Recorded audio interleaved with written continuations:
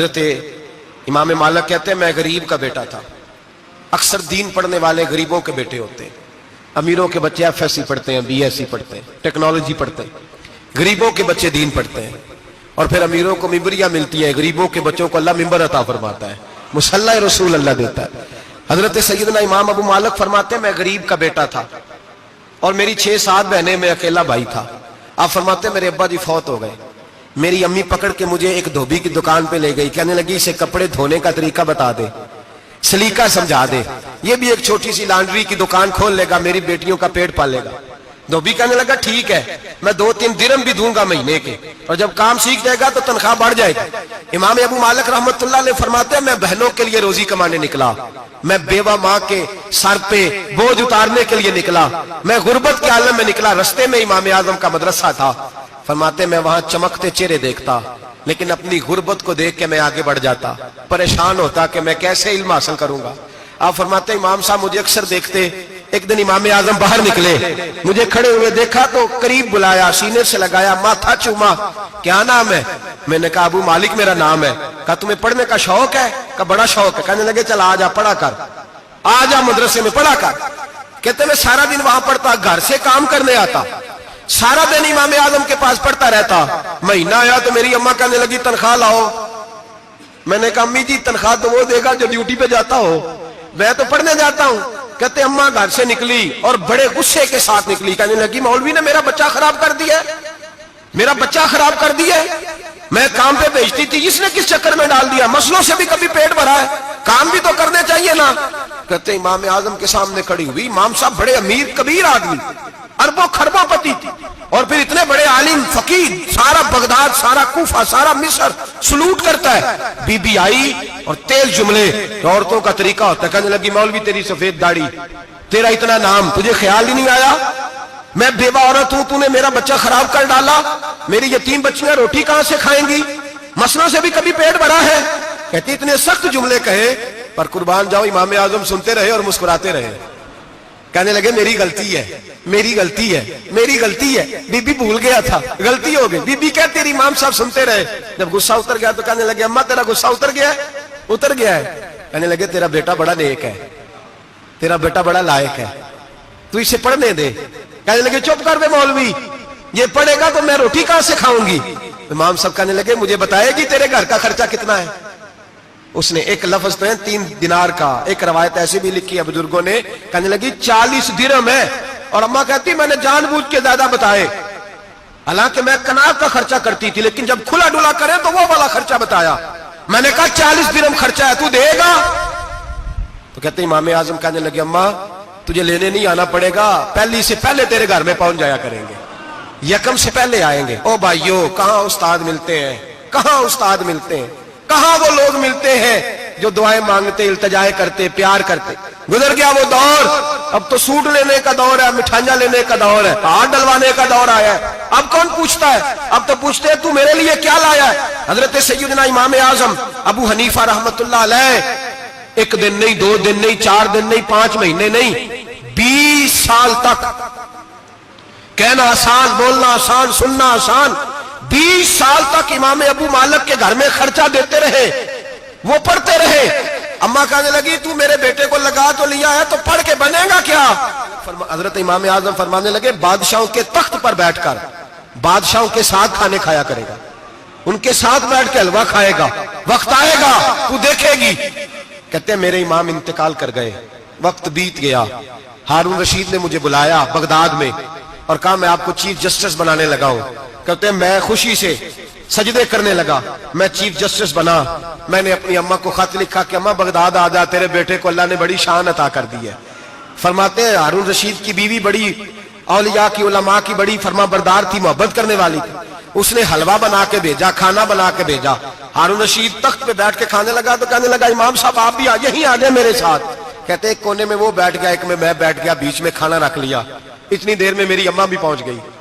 2 لقمے کھائے تھے کہ اماں آ گئی. جب اماں نے مجھے تخت پہ بیٹھے دیکھا, ایک یتیم, ایک لاوارث, ایک بن باپ کا بچہ, وہ کل تک جو بہنوں کے لیے 4 دینار نہیں لا سکتا تھا, تخت پہ بیٹھ کے جب روٹی کھاتے دیکھا تو اماں تڑپ گئی, روئی, چیخیں ماری. میں نے کہا اماں کیا ہوا؟ کہنے لگی بیٹا مجھے تیرا استاد یاد آ گیا ہے، اس نے کئی سال پہلے کہا تھا اسے دین کا علم پڑھنے دے، اسے فقیہ بننے دے، یہ بہت آگے جائے گا۔ دیکھ آج اللہ نے تجھے کتنی شان عطا کی ہے۔ کہا بیٹا یہ کمال تیرا نہیں، یہ امام اعظم ابو حنیفہ کا کمال ہے، یہ ان کا کمال ہے جنہوں نے تمہیں یہاں تک پہنچایا۔ میرے بھائی اپنی پوری زندگی حضرت امام اعظم ابو حنیفہ نے۔ آج تو اساتذہ کرام، اساتذہ مجھ سے ایک ٹیچر کہنے لگے حضرت جی دل نہیں لگتا، بے سکونی سی ہے، کچھ بتلائیں۔ تو میں نے کہا کلاس میں کوئی یتیم بچہ ڈھونڈ لیں، کوئی لاوارث بچہ ڈھونڈیں، اس کی وردی اپنے ذمے لے لیں، کتابیں اپنے ذمے لے لیں، اس کا خرچہ اپنے ذمے لے لیں، روز جیب میں ٹافیاں ڈال کے جایا کرے کہ غریب کو دینی ہے۔ پر میں 2 مہینے یہ والا وظیفہ بھی پڑھ کے دیکھے، اللہ آپ کو سکون عطا کرے گا۔ یہ بھی کہنے لگے بڑی ٹھنڈک ہوئی ہے، بڑا سکون ملا ہے، بڑی تابعداری۔ میں نے کہا آپ لفظوں سے سکون چاہتے ہیں، وہ لوگ خدمت کر کے سکون لیتے۔ کوفے کا ایک امیر آدمی تھا، پھر غریب ہو گیا۔ غریب، غربت بڑی پریشانی ہے، بڑی پریشانی، بڑی آزمائش۔ غریب بیوقوف اس لیے ہوتا ہے کہ اس کی جیب میں پیسے نہیں ہوتے۔ غریب مجبور اس لیے ہوتا ہے کہ اس کے پاس ہوتا کچھ نہیں نا، تو ساری آزمائشیں کٹھی آ جاتی۔ غریب آدمی تھا، محنت مزدوری کرتا لیکن پوری نہ ہوتی۔ وہ کہتا ایک دن گلی میں ککڑی بیچنے والا آیا، تو میری ایک بیٹی تھی چھوٹی سی، باقی بچے بڑے تھے، چھوٹی ضد کرنے لگی، کہنے لگی ککڑی کھانی ہے، ککڑی۔ کہتے میں پریشان ہو گیا، دل ٹوٹ گیا، بیٹی نے سوال کیا ہے۔ فرماتے میں نے سوچا کس کے پاس جاؤں، کسی اور کے پاس مجھے سمجھ نہ آیا، میں سیدھا امام اعظم کے پاس چلا گیا۔ یہ شخص ہے جو مجھے دے گا بھی اور میرا پردہ بھی رکھے گا، مجھے دے گا بھی اور میرا، بولیے، میرا یہ پردہ بھی رکھے گا، یہ رسوا نہیں کرے گا، یہ فوٹو نہیں کھچائے گا، یہ فوٹو کھچا کے پہلے دن فیس بک پہ نہیں لگائے گا کہ میں غریبوں میں تھیلے بانٹ رہا ہوں، یہ اسی وقت اخبار والوں کو نہیں بلائے گا ایک تھیلا اور 6 اخباروں میں تصویریں، یہ اس طرح نہیں خیرات دے گا۔ حضرت امام اعظم کے پاس گیا تو فرماتے رش بہت زیادہ تھا، میں امام صاحب سے بات ہی نہ کر سکا، واپس آ گیا۔ امام صاحب نے بندہ بھیجا، فرمایا پتہ کر یہ بندہ کسی ضرورت کے لیے آیا تھا، رش کی وجہ سے بات نہیں کر پایا۔ کہتے واپس میرے پیچھے بندہ بھیجا، وہ میرے گھر تک آیا، گھر آ کے اس کو حالات کا پتہ چل گیا، واپس گیا۔ کہتے ہیں 3 تھیلیاں اشرفیوں کی بھر کے امام اعظم لائے اور خود آئے اور رات کے اندھیرے میں آئے اور مجھے تھیلیاں دے کے نا تو میرے آگے ہاتھ باندھ دیے۔ میں نے کہا حضور ہاتھ کیوں باندھتے ہیں؟ آپ فرمانے لگے یار دکھ اس بات کا ہے کہ تو میرا پڑوسی تھا اور تیری غربت کا مجھے پتہ ہی نہیں چلا، تو میرے علاقے کا تھا اور میں نے سوچا ہی نہیں، میرا اپنا تھا مجھے خیال ہی نہیں آیا، فرمایا معاف کر دے، میری شکایت نہ کرنا کہ یہ میری طرف توجہ نہیں کرتا تھا۔ علم بھی تھا، عمل کا نور بھی تھا، تقوی کا حسن بھی تھا، غریب کی مدد کا جذبہ بھی تھا۔ آج لوگوں پر مال کا فتنہ سوار ہوتا ہے، سب پر نہیں لیکن زیادہ لوگوں پر۔ جیسے جیسے مال آتا جاتا ہے ویسے ویسے عقل بھی آتی جاتی ہے، ویسے ویسے سیانے بھی ہوتے جاتے ہیں۔ کہتے ہیں وہ بھی کمائے وہ بھی کرے، میں تو ٹیکنیکلی بڑا ہوں، میں عقل مندی، میں بڑی نہ بہن کی فکر رہتی ہے، نہ بھانجوں کی فکر رہتی ہے، نہ رشتہ دار کی فکر رہتی ہے، نہ دائیں بائیں کچھ دیکھتے ہیں۔ لوگ جیسے جیسے پاورفل ہوتے جاتے ہٹتے جاتے، کٹتے جاتے، امیروں سے گرانے لگتے جاتے، آگے کی طرف دیکھتے جاتے۔ امام اعظم ابو حنیفہ رحمت اللہ علیہ نے ساری زندگی پیار کیا، محبت بانٹی، علم، فقاہت، تقوی، روشنی۔ آج لوگوں کو علم ہوتا ہے پر علم کا نور نہیں ہوتا، ہمیں بہت ساری باتوں کا پتہ ہوتا ہے پر وہ باتیں ہمارے لفظوں میں ہوتی ہیں، ہم اس کے حسن سے آگاہ۔ اور اگر میں یہ کہہ دوں کہ ہمیں ان باتوں پر یقین کامل نہیں ہوتا، کہہ رہے ہوتے ہیں، ہم سمجھتے ہیں، بڑی باتیں کرتے ہیں، لیکن ان باتوں کے پیچھے جو عمل کا جذبہ ہے وہ پھیکا ہوتا ہے۔ امام اعظم ابو حنیفہ رحمت اللہ تعالی علیہ جتنے بڑے عالم تھے اتنا ہی بڑا خوف تھا اللہ کا دل میں، اتنا ہی بڑا خوف تھا۔ ایک آدمی کہتا ہے میں نے امام صاحب سے مسئلہ پوچھنا تھا، میں نے عشاء کی نماز امام صاحب کے پیچھے پڑھی، کتنی لوگ باتیں سنتے ہیں، اس کا اثر کتنا لیتے ہیں، لیکن امام صاحب رحمت اللہ علیہ کا طریقہ کیا تھا؟ کہتے میں نے امام صاحب کے ساتھ نماز پڑھی مسجد میں، تو قاری صاحب نے قرآن پڑھا، اذا زلزلت الارض زلزالها واخرجت الارض اثقالها، فرماتے ہیں آخری 2 آیتیں پڑھی، فمن يعمل مثقال ذرة خيرا يره ومن يعمل مثقال ذرة شرا يره۔ اللہ فرماتے ہیں میں قیامت کے دن تیرے ذرے ذرے کا حساب کروں گا، ذرہ برابر نیکی ہوئی تو تیرے سامنے آئی، ذرہ برابر گناہ ہوا تو تیرے کس کے برابر؟ جی وہ کتنا ہوتا ہے؟ ریت کا 1 ذرہ، اس کے برابر بھی گناہ ہوا تو تیرے سامنے، یہ اللہ کہہ دیا ہے، تو ایسا انشاءاللہ ہو کے رہے گا۔ اللہ ایک دفعہ دکھائے گا، دعا فرمائے اللہ ہمیں معافی عطا فرمائے، اللہ ہم سے درگزر فرمائے، اللہ ہمیں بخشے ہوئوں میں شامل فرمائے۔ یہ آیت امام صاحب نے سنی تو کہتے ہیں میں نمازی سارے چلے گئے تو امام صاحب بیٹھے اور یوں نہ اپنی داڑھی پکڑ لی, چراغ ٹمٹما رہا, کہتے ہیں داڑھی پکڑ لی اور امام صاحب بیٹھے. میں نے کہا کہ کسی محویت کے عالم میں ہے, سوچ میں, چلے میں تھوڑی دیر میں آتا ہوں. کہتے ہیں میں 2 گھنٹے کے بعد آیا تو امام صاحب ویسے بیٹھے ہیں داڑھی پکڑی ہوئی. میں نے کہا ٹھہر کے آتا ہوں. میں پھر 1-1.5 گھنٹے کے بعد گیا تو ویسے بیٹھے. کہتے ہیں تہجد کا وقت ہو گیا, میں مسجد میں گیا تو چراغ ٹمٹمانے لگا, ختم ہونے کے قریب آ گیا. امام صاحب بیٹھے ہیں. اب میں نے دیکھا کہ آنکھیں آنسوؤں سے بھری ہوئی ہیں اور اپنی داڑھی پکڑ کے کھینچ رہے ہیں اور کہتے ہیں یا اللہ تو اگر ذرے ذرے کا حساب لے گا تو ابو حنیفہ تو الجھ جائے گا. اے اللہ تو ذرے ذرے کے بارے میں پوچھے گا تو میں تو نہیں جواب دے سکتا. خدا بندہ اس طرح کر, میرے ان سفید بالوں پہ رحم کھا. اے اللہ میرے بڑھاپے پہ مہربانی فرما, مجھ سے نہ ذرے ذرے کا پوچھنا, میں بڑا کمزور ہوں, میں نہیں جواب دے سکتا. مولا مجھ سے درگزر والا معاملہ کر. کہتے تڑپ رہے امام صاحب. فجر کی اذان ہوئی تو امام صاحب نے دائیں بائیں دیکھا, میں پیچھے کھڑا تھا. میں نے کہا حضور ساری رات ہی گزر گئی, آپ ایک آیت سن کے پریشان رہے اور میں روزانہ 20 تقریریں سنتا ہوں, درجنوں حدیثیں سنتا ہوں, مجھے تو اثر نہیں ہوتا. آپ فرمانے لگے مجھے تیرے معاملے کا نہیں پتا, لیکن مجھے اگر تو نے دیکھ لیا ہے تو کسی کے ساتھ ذکر نہ کرنا مجھے. اور فرمانے لگے پھر تو نیک آدمی ہوگا, تجھے نہیں خیال آتا. تو میں تو جانتا ہوں من آنم کے من دانم, پتہ سارا ہے سردار نو کی تیاں دا. میں تو جانتا ہوں نا, مجھے خبر ہے, لہٰذا میں نہیں حساب دے سکتا, تیرا نہیں مجھے پتا. جتنا میرے بھائی علم زیادہ اتنا خوف بھی. حضرت عبداللہ ابن مسعود فرماتے ہیں زیادہ باتیں کرنے والا عالم نہیں ہوتا, اللہ سے زیادہ ڈر جانے والا عالم ہوتا ہے. جو آدمی لمبی چوڑی گفتگو کرے وہ فقیہ نہیں, وہ اللہ سے ڈرنے والا نہیں, بلکہ جس کو وہ بات کرے تو تھوڑی کرے, ڈر کے کرے, خوف کے ساتھ کرے.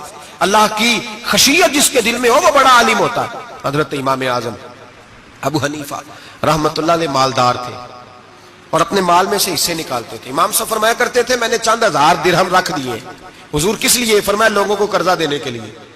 نبی پاک صلی اللہ علیہ وسلم نے فرمایا قرضہ لینے والے کو منع کیا ہے, فرمایا قرضہ ایک قید ہے, بغیر مجبوری کے نہ لینا. اب لینے والے بھی احتیاط نہیں کرتے, فٹافٹ قرضے کے پیچھے بھاگتے.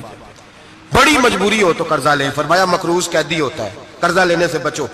اور دینے والے کو کیا کہا؟ فرمایا اگر سامنے والا تنگ دست ہو نا, تنگ دست, تو اسے مہلت دو. جتنی تم مہلت دو گے اللہ اتنے ہی پیسے روز صدقہ کرنے کا ثواب عطا فرمائے گا. اگر تنگ.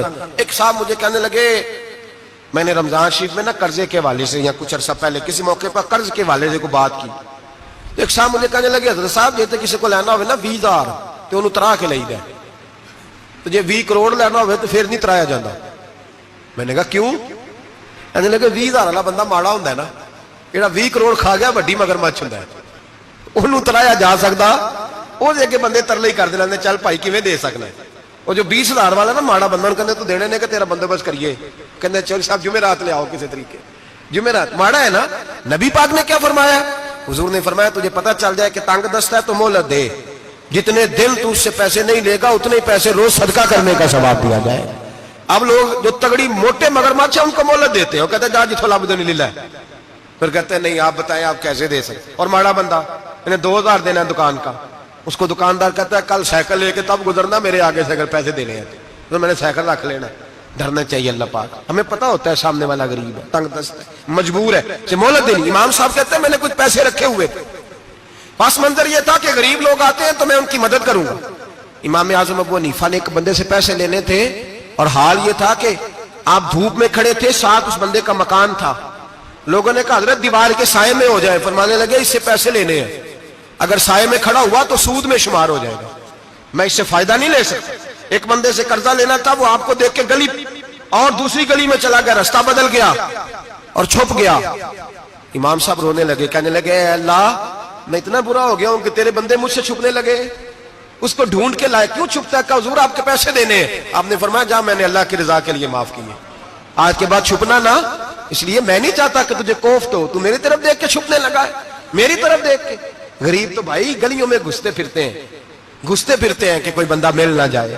مقروض آدمی پتہ اس وقت چلتا ہے جب خودکشی کر گیا, پتہ اس وقت چلتا ہے, پھر لوگ آتے ہیں اس کے بچوں کو کہتے ہیں فکر نہ کرنا ہم تیرے ساتھ ہیں, تو اس کے ساتھ ہونا تھا, ان کا سایہ بچ جاتا. اب آئے ہو امام اعظم ابو حنیفہ رحمت اللہ تعالیٰ علیہ لوگوں کو سہولت دیتے, آسانی دیتے, پیار کرتے, محبت کرتے. ہم لوگوں کا مزاج ایسا نہیں ہے, ہماری اخلاقیات کے اندر وہ حسن نہیں جو ہمارے بزرگ ہمیں دے کے گئے. اور پھر چھوٹی چھوٹی باتوں میں حقوق العباد کا خیال کرتے, چھوٹی چھوٹی باتوں. ہم تو گالی دے کے بھی کہتے ہیں نا چل کیا ہو گیا, گالی دی ہے نا. میں نے دیکھا ہے سائیکل والے کی ٹکر اگر پجارو والے کے ساتھ ہو جائے تو معافی سائیکل والے نے مانگنی ہے, کیونکہ وہ سائیکل پہ بیٹھا ہے نا. اس کی غلطی یہ ہے کہ وہ سائیکل پہ بیٹھا ہے, معافی سائیکل والے نے مانگنی ہے, پجارو والا نہیں مانگے گا. ہو سکتا ہے سائیکل والا اٹھ کے کہے جناب مجھ سے غلطی ہو گئی, مجھے پتہ ہی نہیں تھا کہ آپ تھے, ورنہ میں آپ کے آگے نہ آتا. سائیکل والا مجبور ہے کیونکہ اس کے پاس پجارو نہیں, اور پجارو والا تو شیشہ نہیں نیچے کرتا, کہتا دھوپ آئے گی, گاڑی بڑی مشکل سے ٹھنڈی کی ہے. نیچے اتر کے ملازم کہتا ہے اس کو پوچھو اگر کوئی 200-400 کا نقصان ہوا تو 500 دے دو. مزاج ہے امام اعظم ابو حنیفہ رحمۃ اللہ علیہ, عالم, حقوق العباد کا چھوٹی چھوٹی. آپ کے شاگردوں میں سے کسی کے چہرے پر شکن آتا تو 20 بار پوچھتے کوئی پریشانی ہے میرے بیٹے کو, کیا ہو گیا. ساری زندگی سایہ دار شجر کی طرح گزاری, ساری زندگی شاگردوں پر مریدوں پر محبت کا سائبان رہا, ٹھنڈی چھاؤں رہی امام صاحب کی. امام اعظم ابو حنیفہ رحمۃ اللہ تعالی علیہ گلی سے گزر رہے تھے, لکڑی کے جوتے پہنا کرتے تھے, کھڑاؤں. ایک نوجوان بچے کے پیر پہ پیر آ گیا تو کہنے لگا امام اللہ سے ڈر جا. یہ لفظ گئے تو امام صاحب کی چیخ ہی نکل گئی. کئی گھنٹے بے ہوش رہے. لوگوں نے کہا حضور کیا ہوا؟ فرمانے لگے تم نے سنا نہیں, چھوٹے چھوٹے جوان بھی کہتے ہیں کہ ابو حنیفہ اللہ سے نہیں ڈرتا, اللہ کی مخلوق کہتی ہے نہیں ڈرتا. اگر یہ کہہ رہے ہیں تو میرا کیا بنے گا. کئی دن روتے گزر گئے. لوگ اس بچے کو لائے, آگے کہنے لگا حضور آپ تو پریشان ہو گئے, میں نے تو محاورتاً کہا تھا, محاورتاً کہا تھا کہ آپ اللہ سے نہیں ڈرتے. فرمانے لگے بیٹے مجھے محاوروں کا نہیں پتا, جب رب کے خوف کا نام آتا ہے تو جملے سیدھے میرے دل سے جا کے ٹکراتے, سیدھے دل سے جا کے ٹکراتے. گلی سے گزر رہے, لکڑی کے جوتے پہنے, کھڑا ہوں, بارش ہے, کیچڑ ہے. ایک دیوار کے قریب سے گزرے تو تھوڑا سا کیچڑ اڑ کے نا تو دیوار پہ پڑ گیا. یہاں ٹرالی والا ساری دیوار توڑ جاتا ہے اور کہتا ہے چلو میں نے کون سا جان بوجھ کے کیا ہے. یہاں لوگوں کا گھر توڑ جاتے ہیں, کہتے ہیں چلو بتاؤ کتنا خرچہ آیا تھا. فوری طور پہ لوگ ماننے کو تیار ہی نہیں. امام صاحب کے پیروں سے, یہ باریکی سمجھے, یہ حقوق العباد کا مسئلہ ہے. جو جاننے والے ہوتے تھے ان کا یہ طرز زندگی تھا. کیچڑ اڑا پیروں سے اور ایک آدمی کی دیوار پہ پڑ گیا. امام صاحب کھڑے ہیں, سوچ رہے کروں تو کیا کروں. شاگرد صاحب حضرت جی کیا پریشانی ہے؟ آپ فرمانے لگے میں نے اس کی دیوار گندی کر دی ہے, صاف نہ کروں تو بھی ظلم ہے, اور اگر صاف کروں تو دیوار کچی ہے. جب صاف کروں گا تو کچھ مٹی اتر جائے گی, تو کسی کے گھر کی مٹی اتارنا یہ بھی ظلم ہے. اب میں دو پریشانیوں میں الجھ گیا ہوں, کدھر جاؤں؟ کہا حضرت جی پھر. فرمایا اس کے دروازے پہ دستک دو. دروازے پہ دستک دی تو جو بندہ باہر آیا وہ مجوسی تھا, آگ کی پوجا کرنے والا تھا. امام صاحب کہنے لگے مجھے جانتے ہو؟ کہنے لگے حضور سارا کوفہ جانتا ہے, سارا بغداد جانتا ہے, ساری دنیا جانتی ہے آپ مسلمانوں کے امام ہیں, لوگ جانتے. آپ نے فرمایا یار مجھ سے غلطی ہو گئی ہے. وہ کیا؟ آپ فرمانے لگے میں اپنے انداز میں گزر رہا تھا, بوڑھا آدمی ہوں, خیال نہیں آیا, تھوڑا کیچڑ اڑ کے تیری دیوار پہ لگ گیا ہے. میرے بھائی یہ کوئی فرشتے تھوڑی تھے, یہی زمین پہ بسنے والے لوگ تھے, احتیاط والے لوگ تھے. ہم لوگوں نے پتہ نہیں اپنا مزاج اتنا سخت کیوں بنا لیا ہے. کتنے لوگوں کو لتاڑ کے, کتنی پگڑیاں اچھال کے, کتنے حقوق العباد ضائع کر کے بھی ہم اسی طرح کے مطمئن ہیں. کہاں سے تسلی لاتے ہیں ہم, کہاں سے اپنے آپ کو ٹھنڈک دیتے ہیں, کیسے اپنے آپ کو ہم سکون دے لیتے ہیں کسی کو تکلیف دے کے. کس طرح سکون کی نیند آتی ہے جب کوئی پریشان ہوتا, کیوں ہمارا دل پتھر ہو گیا. اعلیٰ حضرت فرمایا کرتے تھے جا کسی سے جا کے علاج کرا, تیرے سینے میں جو دل دھڑک رہا ہے وہ سخت ہو گیا, جا کسی سے جا کے اس کی دوائی کھا. تجھے خیال ہی نہیں آتا تڑپتے لوگوں کو دیکھ کر, جا کے علاج کرا. اگر ایسے ہی مر گیا تو حالات تیرے حق میں اچھے نہیں ہوں گے. حضرت امام صاحب تڑپ رہے ہیں اور اس شخص کے سامنے آہوزاری کر رہے ہیں جو مجوسی بھی ہے, غریب بھی ہے, کچے گھر میں رہتا ہے. فرمایا یار بتاؤ کیا کروں. امام صاحب باتیں کر رہے ہیں تو وہ آدمی حیرت میں کھو گیا. کبھی دیوار دیکھتا, کبھی اپنا آپ دیکھتا, کبھی امام صاحب کو دیکھتا, دائیں بائیں دیکھتا. پسینے آنے لگے, پتہ نہیں کیا سوچوں کا مد و جزر چلنے لگا. کہاں بات گئی, کہاں تک اس کی سوچ گئی, کہاں پلٹ کے آئی.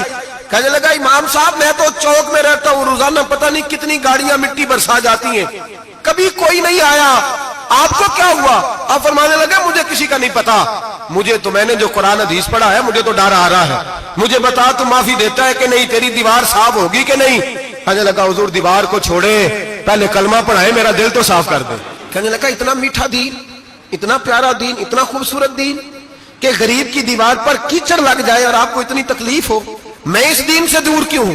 یہاں روز یورپ کہتا ہے کہ مسلمان جھوٹی شادیاں کرتے, دنگا فساد کرتے, نیشنلٹی لینے کے لیے جھوٹ بولتے, जाने किस किस किस्म के लोग पापड़ बेलते, किन किन किस किस तरह अपना ईमान बेचते, क्या अंदाज हम इख्तियार करते। हमारे किरदार ने लोगों को मजहब और दीन का बागी बना दिया।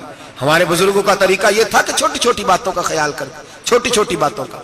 बहुत बड़े आलिम थे, ये सारी नेकियां तो उनकी समाजी थी, फलाही थी, उनकी मुआशरत की नेकियां थी, दुनियादारी। लेकिन जो उनका बाकी का मामला था, 4 लोग ऐसे हैं जो हमेशा कुरान पाक एक रात में पढ़ा करते थे। उनमें पहला नाम हजरत उस्मान गनी का है, पूरा कुरान पाक। दूसरा मौला अली शेर खुदा का है। तीसरा हजरत सईद बिन जुबैर का है। चौथे इमाम आजम अबू हनीफा हैं जो एक रात में पूरा कुरान पाक पढ़ दिया करते हैं। जिस जगह इमाम आजम की कब्र बनी हुई है ना, आजमिया एक महल्ला है बगदाद का, उसका नाम ही आजमिया, इमाम साहब के नाम, जहां कब्र बनी हुई है, वहां बैठ के इमाम आजम अबू हनीफा ने 60 मरतबा कुरान पाक खत्म किया। खुद पढ़ा, खुद फरमाया यहां मैंने दफन होना। उस जगह 60 कुरान पाक पढ़े। रमजान का महीना आता था तो इमाम साहब एक कुरान पाक दिन में पढ़ते थे, एक रात को पढ़ा करते थे, एक कुरान पाक सुनाया करते। इमाम साहब रहमतुल्लाह अलैह सारी रात नफल पढ़ते। लोग कहते हैं कि इमाम साहब की रात नमाज के लिए खड़े होते तो एक रकत में 15 सिपारे पढ़ते। तो लोग कहते थे ये अबू हनीफा नहीं, ये तो किसी ने पिलर खड़ा कर दिया, ये तो कोई सुतून है, रुकू ही नहीं करता, पूरे 15 सिपारे। यहां तो अभी तरावियां आएंगी, लोग पहले से कहने लग गए बड़ी गर्मियों के रोजे, बड़ी गर्मियों के रोजे। और आ तो लेने दे भाई, पहुंच तो लेने दे रमजान शरीफ को। अल्लाह बड़ा मेहरबान है, हर चीज को बदलने पे कादर है।